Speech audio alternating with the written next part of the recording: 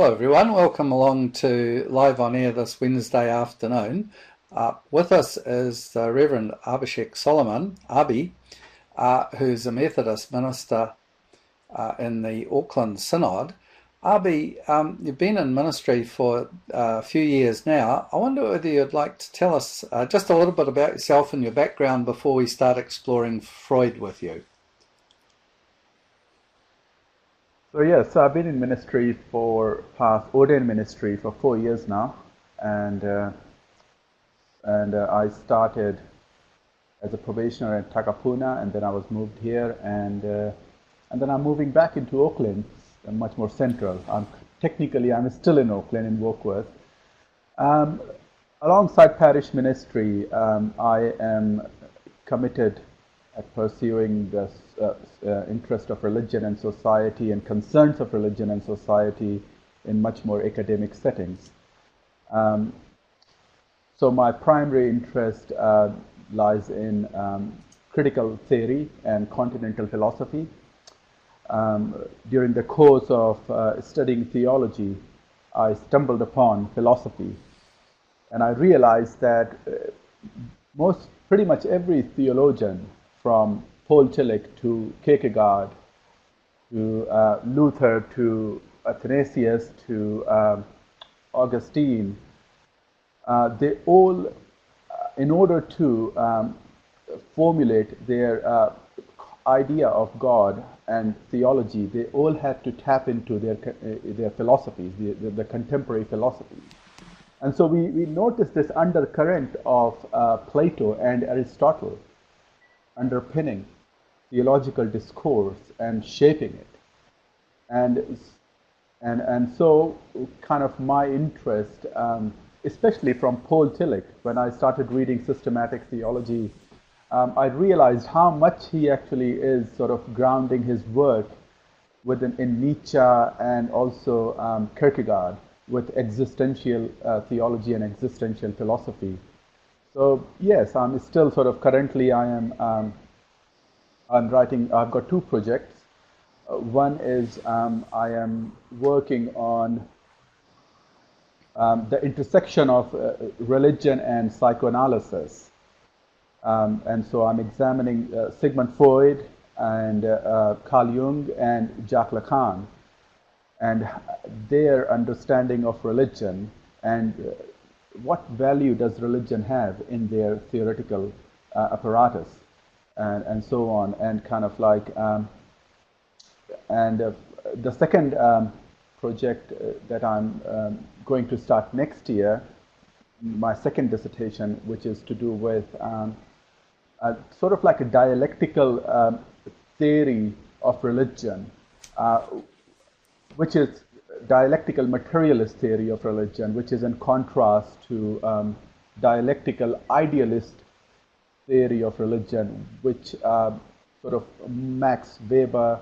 fits into that category of idealism and so on. That's a really rich and varied kind of set of projects, two projects to be involved with. I was really interested in the first comments you made about what was undergirding Tillich's systematic theology. Tillich had an enormous influence in a worldwide sense with his systematic lectures that he published and various other works. And when I first read those, I just realized that what we were seeing wasn't really so much theology as a broad history of the ideas of both philosophy and theology, but packaged in a way that brought in real depth of history as well. It was sort of like a history of all the ideas in the universe, a history of all the ideas on Earth for the last couple of thousand years. And I'm very much aware, Abhi, from you've been a student of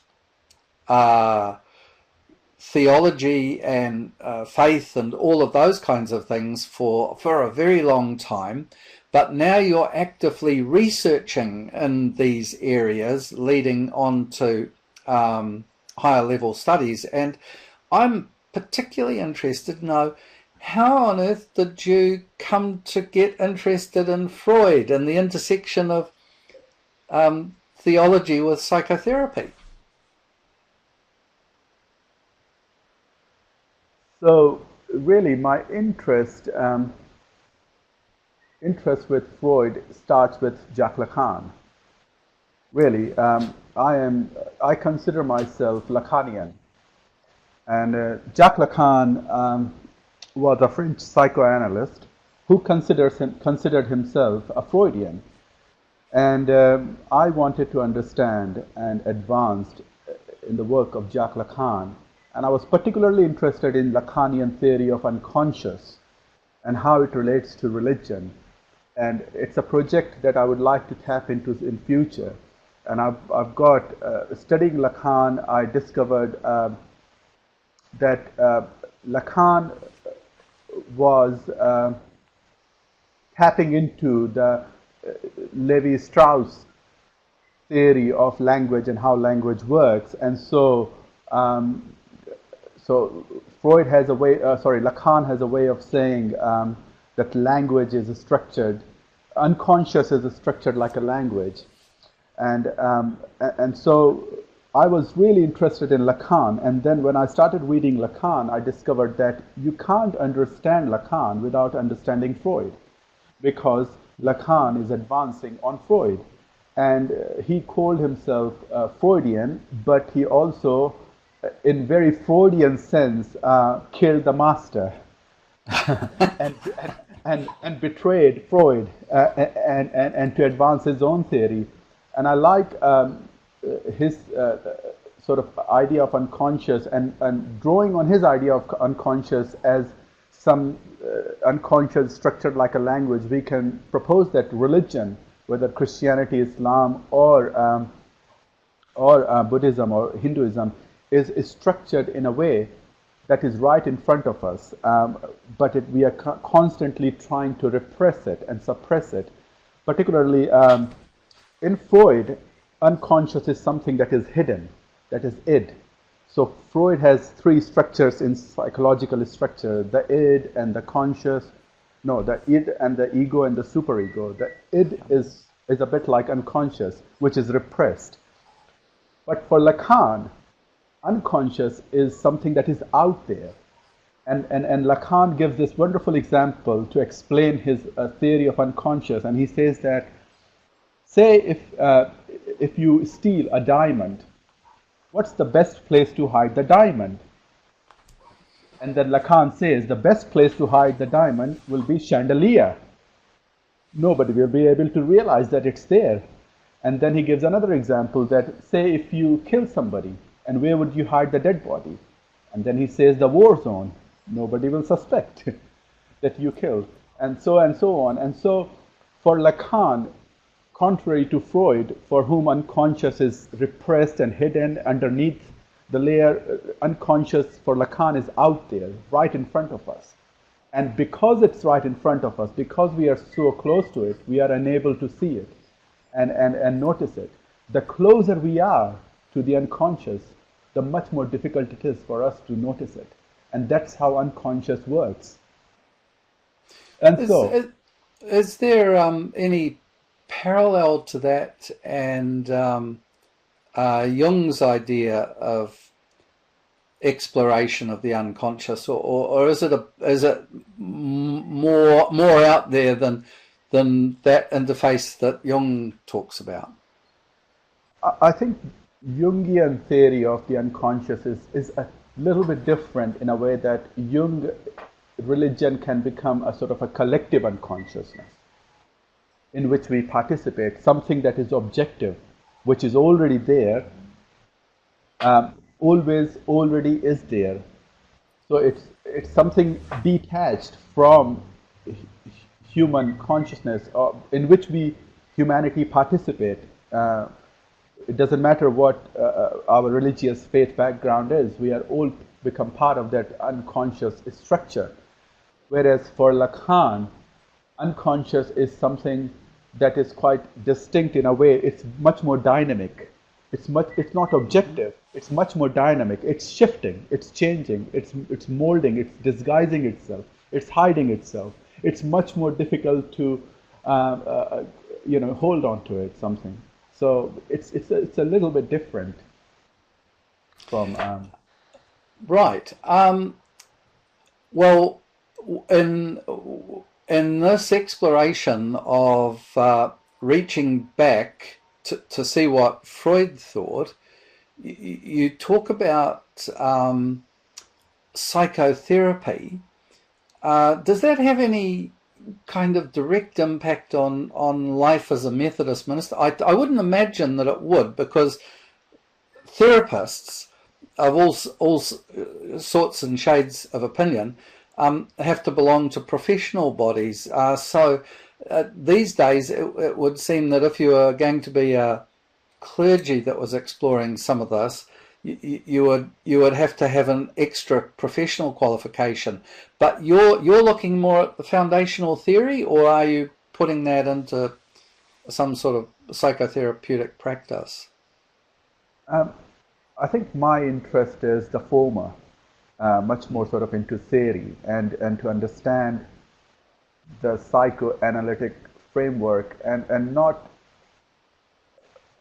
I'm a firm believer that every discipline, every field, every theory transcends its own limitations. So Freud himself was not aware of the kind of effect his theory would have. It transcended the framework that he tried to formulate his theory into. And so for me, it's about understanding the theoretical framework and applying it to different theoretical framework and critiquing it and examining it and so on. And I find it quite fascinating to use, say, for example, Freudian theory of religion and to critique Durkheim with that, and vice versa, and to see what emerges out of that short circuit when that happens, when two forces that are not meant to come interface, but when we put them together, what happens then? Really. Could I ask a sort of question from a slightly different angle, Abhi? You're now steeped in philosophy and things like exploring things like theory of language and all of that. Do you think, in a sort of professional capacity from a ministry point of view, do you think that Christianity, or Methodism in particular, has kind of missed the boat, that somehow these vast philosophical trains, if you like, are leaving the railway station every 50 years or something, entire streams of thought that actually have a direct bearing on the way we think about the world and our relationship to other people within the world, and yet somehow it doesn't seem to connect, at least in Methodism. And from your background, would you say that it connects very much now with Hinduism, Buddhism, Islam? I mean, it's interesting because when we look into the history of Christianity, it's not as black and white as it is often portrayed. There are different trends and different trajectories that are constantly emerging within Christian histories and often are suppressed to benefit and to sort of continue the status quo, which still happens in churches and so on. Marginal voices are suppressed and excluded and so on. But I think Christianity, there are different forms of Christianity even now which is emerging. There's a field of theology which is hardly explored by seminaries and so on, which I think is really important. It's called the negative theology.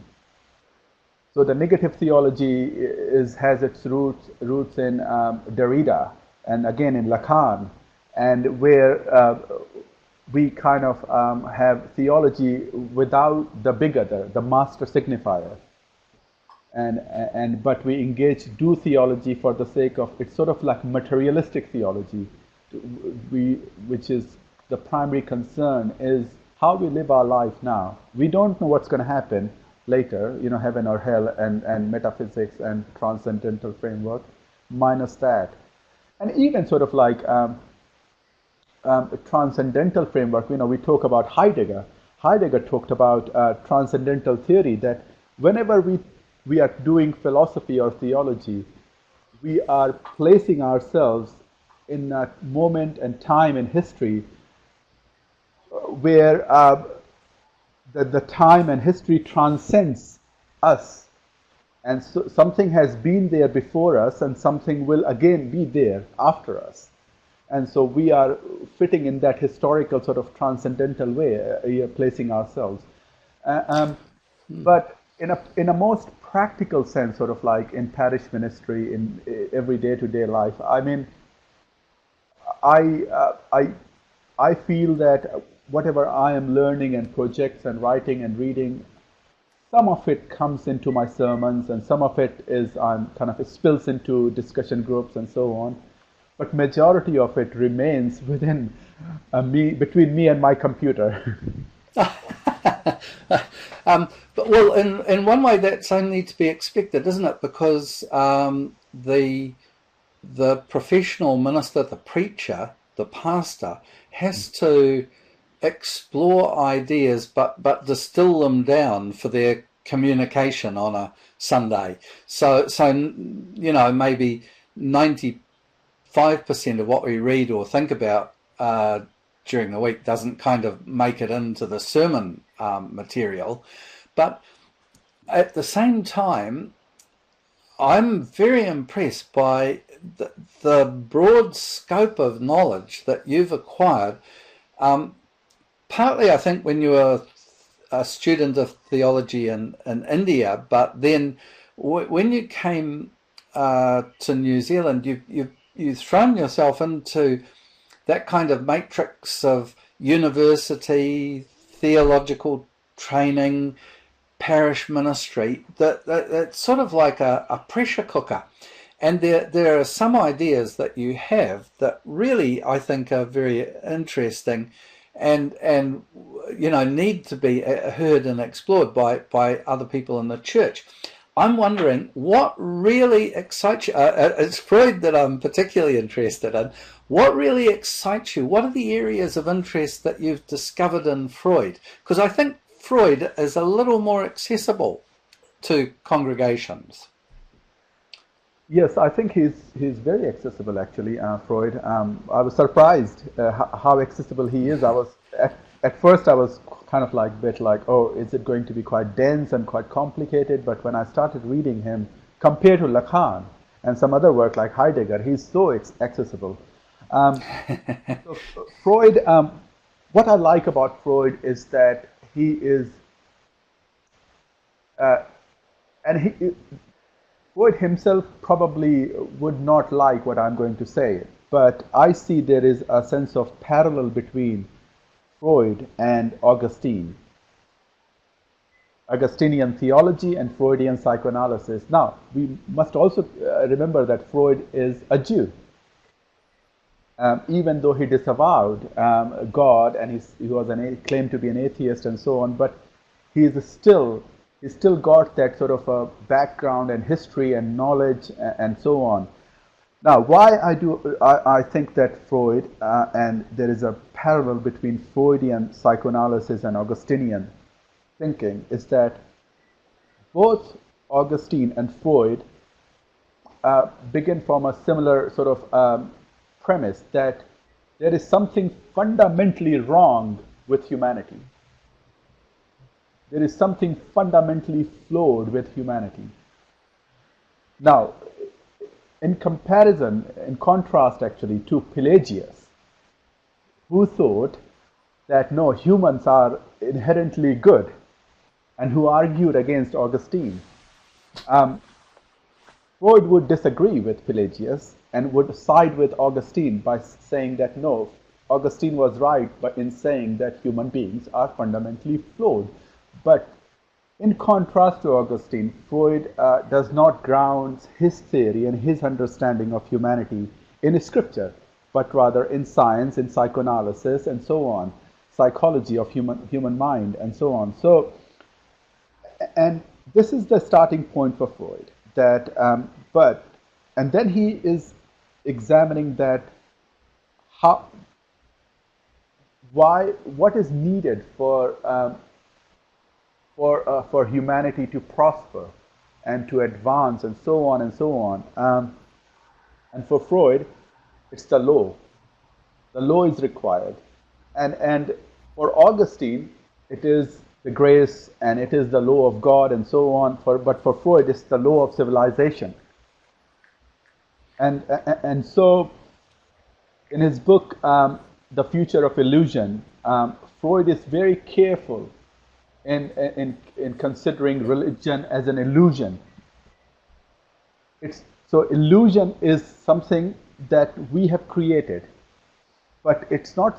He's not saying that God does not exist, but he's saying that it's a sort of like agnostic position. It's still in between in The Future of Illusion. But he's also really positive, Freud, that with an advancement of science and so on, ultimately religion will lose the battle and science will win. Once again, in contrast, Jacques Lacan says that no, religion will win, science will lose. Completely different logic. But anyway, is that because he sees the unconscious world is out there and religion kind of rules in the unconscious world? That so it's always is that yes the basis of right? Basically, yes. But Freud, he's really optimistic about that religion will lose the battle and so on, and science will win. But then, 20 years later, he writes Moses and Monotheism. Oh no, sorry, he writes, I think, Civilization and Discontent, not 20 years, but 5 years later, in which he changes his stance. And he says that, actually, I got it wrong. Religion is actually quite useful, and science will not win. Because we need religion, there's a distinct social purpose which is associated with religion, and which is deployed to curb human aggressiveness. And civilization cannot prosper and advance and progress without religion. Does that change of mind? I just don't know enough here, but does that change of mind somewhere coincide with when he got cancer of the throat? He had a long battle, I think, with throat cancer, and I've hardly looked at Freud. This big failing on my part, because I became so entranced with Jung. I just spend all my time looking at Jung. But every time I rub up against Freud, I realize that, there's such a massive output from Freud. He looks at humor. He looks at all kinds of things that we wouldn't expect from that initial, id, ego, superego. That's a pretty powerful picture, and there's a lot of things that you could just stay within that framework. But Freud seems to have been a very outward-looking, dynamic kind of person. But he did get. Do you know whether the later illness played a part in his change? Perhaps, I'm not sure about that, but what I do want to kind of clarify that sort of like that Freud is never saying that he's changing his mind in terms of considering that there is God or there is some truth in religion or there is something. But the very reason that religion will succeed is that because it is a social instrument for Freud. Religion is a social instrument. There's nothing to do with metaphysics or God or spiritual, and Freud remains an atheist until he's dead, and till his last breath. But his change of method and so on is shift in thinking is to do with his research and his perception of maybe I have been wrong, and I credit to him that he, based on empirical evidence, he is able to shift his theory a little bit. Yeah. Abhi, what about yourself? Ministry involves a lot of work with people and trying to understand where different folk are coming from in their spiritual journey within the church framework. Have you formed any opinion in your own mind as to whether humanity is fundamentally flawed, as suggested by Augustine and Freud? Yeah, perhaps. Perhaps I don't know. I'm still kind of struggling and wrestling with these theories and ideas and thinking. Humanity has immense potential to do good and to do bad. And what I do also think that, and this is where I also side with Lacan more than Freud, is that Freud seemed to be much more, so both Freud and Jung actually, the framework within which they operate is very individualistic in a way, very internal. The internal process and so on, there is something inside of us, whereas Lacan, the subject of psychoanalysis, the human subject, is shaped, and consciousness is shaped by the society and context. So we have a shift in methodology here, and so I do think that, and this is where I think interdisciplinary work is so useful, drawing from philosophy and psychoanalysis and sociology, and to bringing in different studies together to understand human subject. And are we inherently good, or are we inherently bad, or are we simply in flux of changing? We don't even know what we are. Well, actually, that may be the best position of all, that we don't really know what we are. It does seem to me that the medieval theologians and their predecessors, the patristic period of theology and so on, got it wrong, and Augustine got it spectacularly wrong when he imputed a kind of the doctrine of original sin. That is not how a baby works. But equally, as babies become little children and then grow up into adults and so on, the way society shapes them, the way their peers have their influence, all of these things make a presupposition that everything is right in those external contexts. And I'm not convinced that everything is right in the external contexts of society. And if we were looking for, I don't think we should be looking for original sin here, but if we are looking for human flaws, errors, misjudgments, it's in the level at which we interact as a society. And as individuals, I tend to think we reflect that. So the classic case is xenophobia.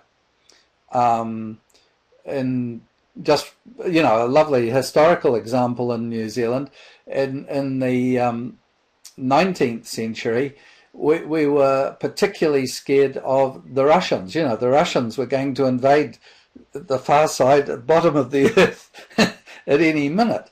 Then I think that moved to a fear of China. And all of these kinds of reactions are societal reactions where the individual is just sort of caught up in the not an individual xenophobic approach, but rather society has deemed it, therefore we must be, it must be correct. And that, to me, is part of the dilemma of how do you move from being an individual human being to being a human being in a wider collective in the framework of humanity? But that's a different issue. Abhi, your background in India, did you grew up in a Christian environment, I think, but you're very comfortable with Hindu thought. You're well acquainted with Islam and Buddhism.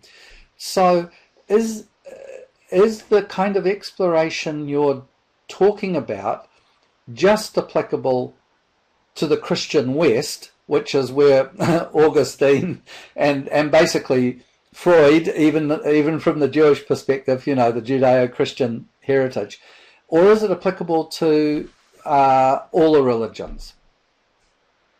I think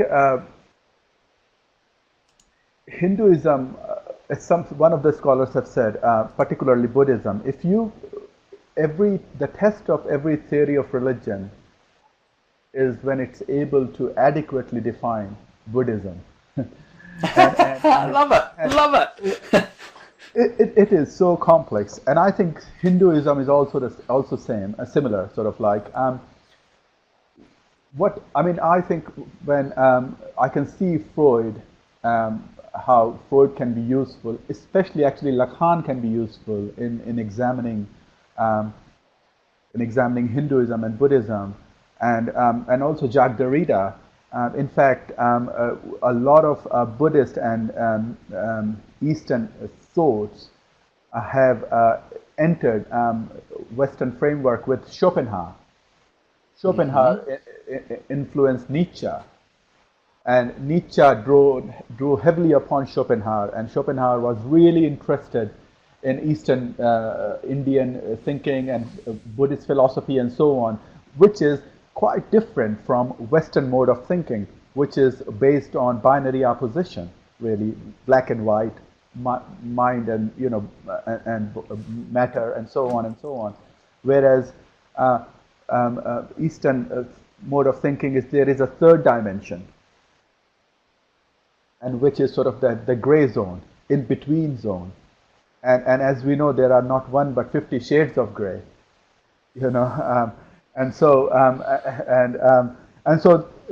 Nietzsche, drawing from Nietzsche, we have people like Sartre, we have people like Kierkegaard, we have people like Derrida, whose whole theory of deconstruction is all about tension, exploring tension, and sort of things are not this or that, and so I have not done systematically. I haven't thought about it, but I can see how Eastern thoughts is spilling over into Western thinking and influence of it. So, Abhi, that's been an absolutely fascinating discussion. You've given me so much to think about. I'm just wondering, how do you intend to take all of this research and shape it up in the future? Where do you see yourself heading with it? Actually, I'm right now I'm not sure, but currently I'm doing my honors, finishing my honors degree, and I'm writing 2 dissertations for my honors. The plan is after my honors, I can go on into doing PhD, straight into PhD, but the idea is, of course, I'm really interested in exploring the academic side of church and thinking and philosophy and religion and theology, and hopefully being able to contribute to the church in that way in the long run. But I also understand that there's a process for everything, and there's time for everything. And so the next step is really maybe we are moving back into Auckland and stationing and so on, and do masters.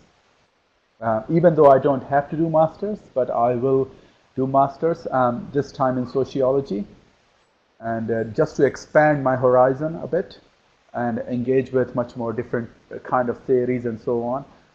And then after 5 years, I will, or 4 years or 5 years, I'll do PhD. And my plan is to go overseas and do PhD, possibly from England, I would like to go there. And I really want to get into publishing. I have an opportunity recently presented to me to write a book chapter on violence against transgender people. And but from theoretical perspective and so on. So I'm looking forward to that, and hopefully that would materialize. I think one of the things that I've come to appreciate over knowing you for more than a decade, I think that you've got this such an inquiring mind in the basically philosophy, at the intersection of philosophy and theology, but it spreads out into all of these other disciplines. And when you mentioned cross-disciplinary approaches earlier in our talk, I thought that summed up very much to a T the kinds of things that you're doing that really do need to be, you need to continue that research, you need to articulate it into a variety of forums, etc., because the church is starved of this sort of oxygen of content, if you like. With it, people can go away and they're inspired to think for themselves about, what does it mean to be human? What does it mean to have these unconscious thoughts? Are they out there? Are they in here? How does it spread out into the realms of faith? Is my religion an illusion, or is it profoundly true? By you doing that work and asking these questions, I think the whole church is enriched. So I just want to say thank you very much for coming on live on air with me, and I hope to have this up and published in YouTube in a very short space of time. Thank you, Abhi. Thanks, David. Thank you. Pleasure.